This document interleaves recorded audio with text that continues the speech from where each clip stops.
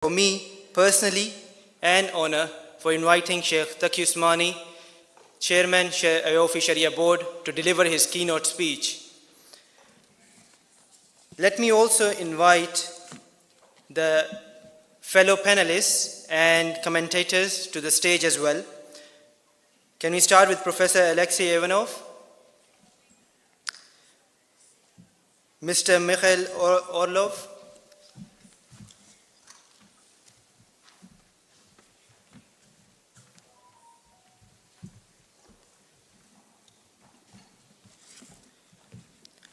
His Excellency Sheikh Nidam Yaqubi, Member of the Sharia Board,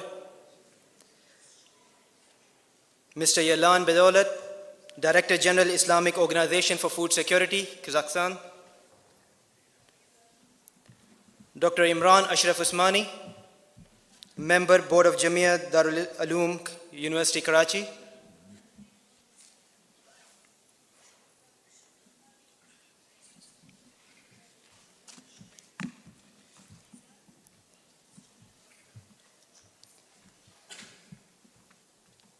Can I invite His Excellency Sheikh Mufti Taqi Usmani to deliver his keynote speech.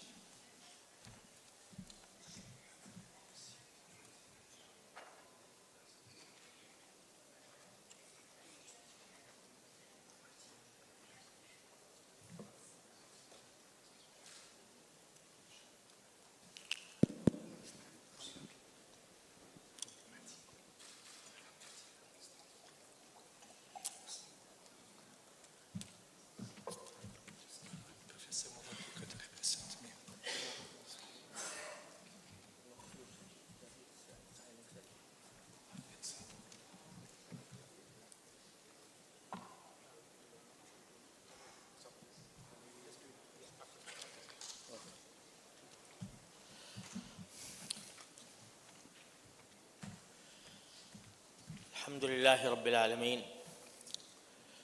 والصلاة والسلام على سيدنا ومولانا محمد خاتم النبيين وإمام المرسلين وقائد الغر المحجلين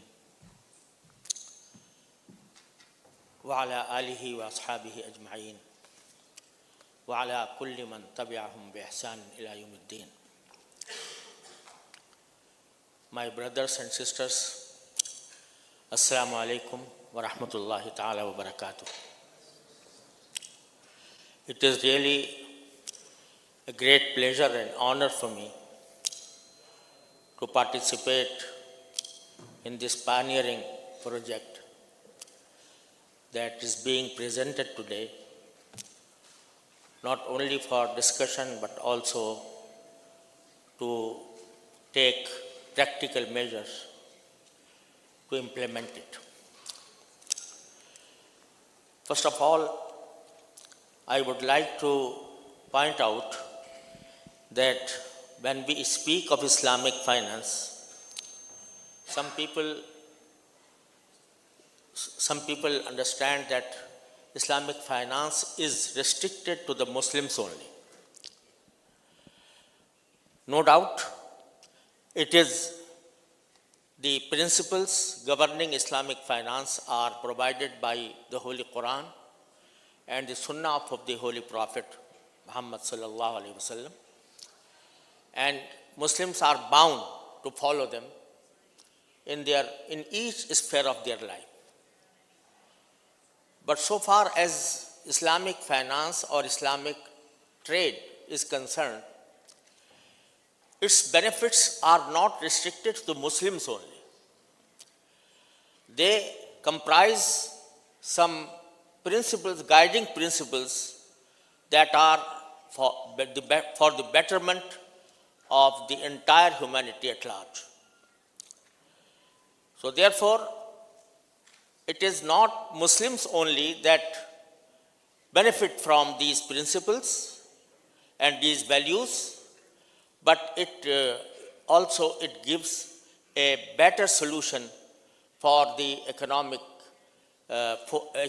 affairs throughout the world. Today we see that the human beings have experienced different systems of economy. There has been feudalism, then came capitalism, socialism, and communism. But none of these systems could solve the problems of human beings so far as their economic life is concerned. Allah subhanahu wa ta'ala, through the Holy Quran and the teachings of the Holy Prophet Muhammad sallallahu alaihi wasallam, has given us a set of principles governing each sphere of life, including economy and finance. These principles are not made by human beings only on the basis of reason, only on the basis of experience, but they are given to us by revelation directly from Allah subhanahu wa ta'ala.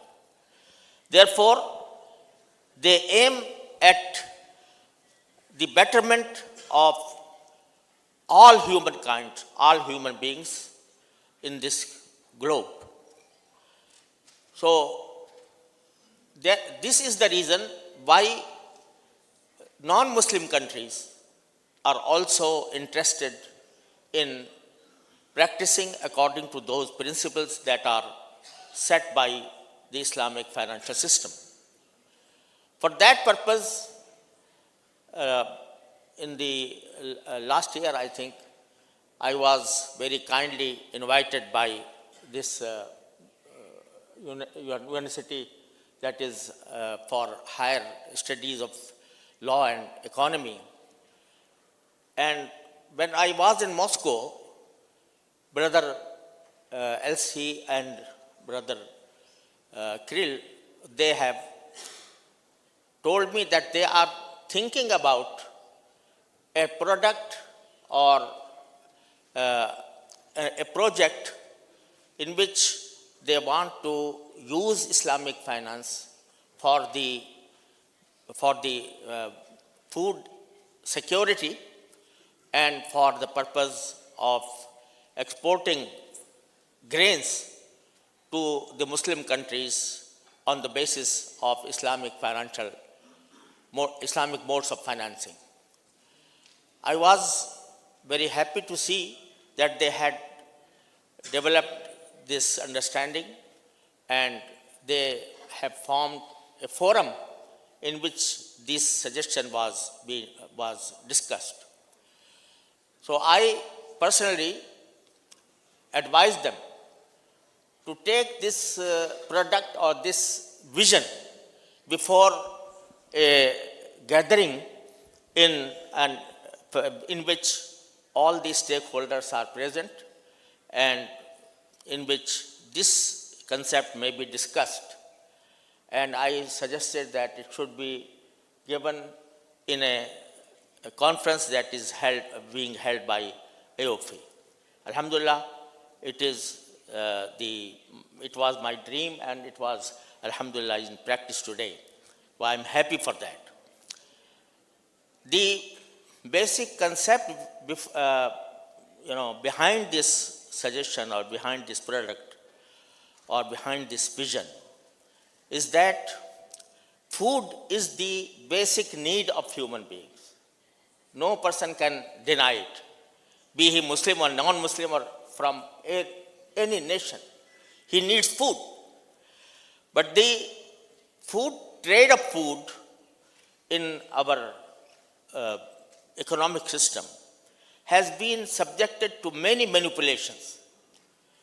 And when the traders of food, traders of grain, they come to the market, they act upon their own concepts of earning as much money as they want.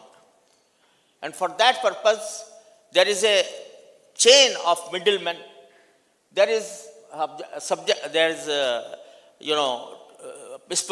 speculative transactions because of which the food or grains cannot reach the poor people except on a very high price that they cannot afford.